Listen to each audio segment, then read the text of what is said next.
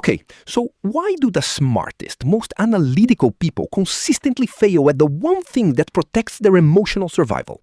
You can solve complex problems at work. You can analyze systemic failures in seconds. You can entangle tangled logic with surgical precision. Yet, when the person you love oversteps your boundaries, you freeze, you rationalize, you explain it away.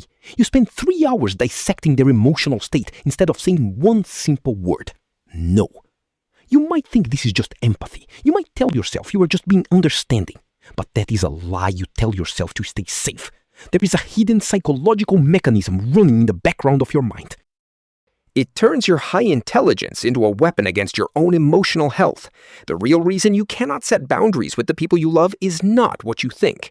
And once you see how your intellect is secretly betraying you, you can never unsee it. Look at how you handle everyday conflict. A partner demands more of your time than you can give. A family member crosses a line they have crossed 100 times before. Most people react with immediate, raw emotion. They get angry, they push back, they walk away. But you do something entirely different. You enter an analytical mode. You step outside of your own body and analyze the situation like a third-party observer. You ask yourself why they are acting this way. You look at their stressful week. You consider their childhood trauma. You examine their emotional limitations. Within seconds, you have built a complete psychological defense case for why they treated you poorly. You feel a strange sense of intellectual control. You feel superior to the messiness of a direct confrontation. But look at what actually happened. The boundary was still broken. Your needs were still ignored. Your intelligence did not solve the problem. It just gave you an excuse to absorb the pain without making a sound. This response is a classic psychological defense mechanism known as intellectualization. Sigmund Freud's daughter, Anna Freud, identified this precise pattern decades ago. When an emotion is too threatening or uncomfortable to feel directly, the brain translates that emotion into an abstract problem. You replace a raw feeling with a thought process. Anger feels dangerous. Rejection feels terrifying. Confrontation carries the real risk of abandonment, so your mind creates a bypass. Instead of feeling the sharp, agonizing burn of disrespect, you convert the experience into an intellectual puzzle. You do not feel your anger, you explain it. You do not enforce a boundary. You write an internal essay about why the other person is currently incapable of respecting boundaries. You stay inside your head because your head is safe. Your body is where the real pain lives. By staying upstairs in your intellect, you convince yourself you are taking the high road. In reality, you are just hiding. If you dig one layer deeper, you find an even older behavioral loop. It is called codependency, paired with what psychologists call an overdeveloped sense of agency. Analytical people are wired to believe that every problem has an underlying root cause that can be solved with enough effort. When a partner is toxic, reactive, or emotionally unstable, your brain views their behavior as a system failure. You assume that if you just frame your boundaries with enough clarity, precision, and emotional intelligence, they will finally understand. You think if you explain your boundary perfectly, they will comply peacefully. But boundaries are not logic gates. Boundaries are not debates. People who violate boundaries rarely do so because they lack clear information. They do so because it benefits them to push past your limits. By waiting for the other person to rationally agree with your boundary, you hand them total control over your limits.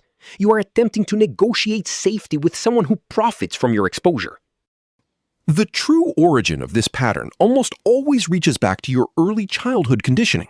In family systems research, children who grow up in chaotic, unpredictable, or emotionally demanding environments often adapt by developing high analytical intelligence. You learned very early that tracking the emotional atmosphere of the room was essential for survival. You became an expert at reading subtle shifts in tone, posture, and facial expressions. You realized that if you could predict an adult's emotional explosion before it happened, you could keep yourself safe. You traded raw emotional expression for hypervigilance. You became the hyper-rational child, the mediator, the quiet, understanding one who never made demands. You built your entire identity around being the low-maintenance person who fixes things rather than someone who makes demands. You learned that having needs caused trouble, but understanding other people's needs kept the peace. Psychologist Alice Miller wrote extensively about this exact phenomenon in her seminal work on the gifted child. Children who are highly perceptive quickly learn to suppress their own authentic feelings to preserve the primary attachment bond with their parents. If your parent was unstable, depressed, or angry, your authentic anger was a threat to the relationship, so you buried it. You learned to replace your instinctual anger with psychological understanding. You felt proud of how mature you were. You were praised for being so understanding and wise beyond your years. But that praise was a trap. It conditioned you to believe that your value lies in your ability to tolerate mistreatment without breaking down. Você cresceu num adulto que sente uma irracional senso de guilta quando você tenta estabelecer uma simples preferência. A childhood de instinto permanece ativa. Você ainda subconscientemente acredita que se posicionar por você fará todo o relacionamento desabar. Now look at the hidden cost of this psychological pattern. You believe that being understanding preserves your relationships. You think that by absorbing the pressure, you are keeping the love alive. But the opposite is true. Every time you use your intellect to excuse a boundary violation, you store a tiny drop of resentment inside your nervous system. You cannot logic your way out of a bodily reaction. Your mind might accept the rationalization, but your subconscious registers the disrespect. Over months and years, those drops of hidden resentment accumulate into an ocean of quiet bitterness. You begin to feel detached from the person you love. You start to pull away emotionally while remaining physically present. Você perde interesse na intimidade. Você sente constante background exaustão quando você está ao seu lado. O paradoxo é devastador. Por usar a sua inteligência para evitar o conflito de uma boundária, você garante a só lenta morte do relacionamento anyway. There is another dark truth hidden inside this pattern. It is the illusion of moral superiority. When you analyze someone instead of setting a boundary, you secretly place yourself on a pedestal. You tell yourself that you are the rational one, the patient one, the emotionally mature adult in the room. You look down on their lack of self-awareness. You frame your silence as patience and your fear as kindness. Friedrich Nietzsche spoke about this dynamic when he described how weakness learns to mask itself as virtue. We claim we are taking the high road, when in truth we are simply terrified of the confrontation down below. Your analytical mind uses moral superiority as a psychological shield. Estide a cauda do livro, que te faz aparentar ser bonzinho. Isso esconde a dolorosa verdade de que você tem medo de alguém ficar bravo com você. Você está escolhendo a tortura silenciosa de se autotrair em vez do desconforto temporário de alguém ficar decepcionado. This dynamic creates a profound internal divide. Inside your psychology, two distinct forces are locked in a silent struggle. The first force is your analytical protector. This is the sophisticated, highly educated part of your mind that rationalizes everything. It operates on pure logic, empathy, and crisis management. It tells you to stay calm, collect more data, and give the other person one more chance. It believes that any emotional expression is a tactical failure. The second force is your instinctual self. This is the visceral, boundary-setting force inside your gut. It does not care about psychological theories or childhood backgrounds. It simply feels when a line has been crossed. It speaks through anger, tightness in your chest, and a sudden desire to push back. But for years, your analytical protector has silenced your instinctual self.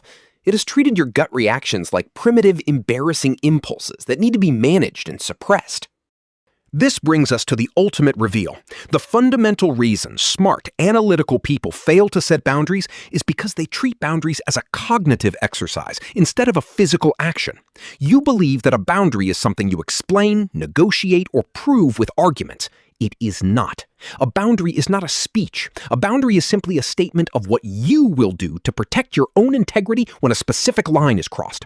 It does not require the other person's permission, understanding, or agreement. The moment you enter a debate to justify your right to exist safely, you have already lost the boundary. You do not need to explain why a behavior hurts you for that behavior to be unacceptable. Seu intelecto foi desenhado para servir a sua vida, não para convencer outros a te tratarem com básica dignidade. Real self-awareness begins when you strip away the intellectual defense mechanisms and drop down into your body.